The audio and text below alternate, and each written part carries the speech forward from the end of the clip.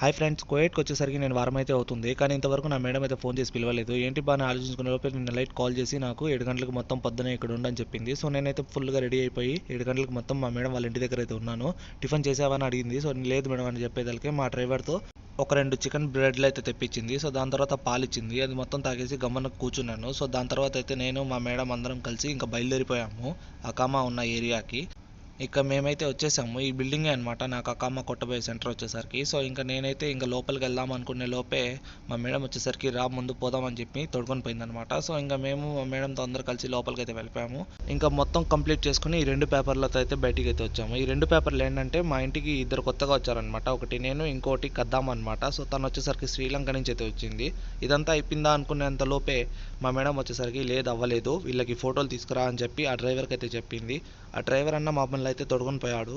మొత్తం అయిపోయిన తర్వాత మేమైతే డైరెక్ట్గా ఇంకా ఫోటోలు తీసుకొని వాళ్ళకి ఇచ్చేసి డైరెక్ట్గా ఇంటికి అయితే వచ్చేసాం. వీడియో నచ్చితే ఖచ్చితంగా లైక్ అయితే చేయండి, సబ్స్క్రైబ్ చేయడం మాత్రం అసలు మర్చిపోకండి గైస్. ఉంటాను.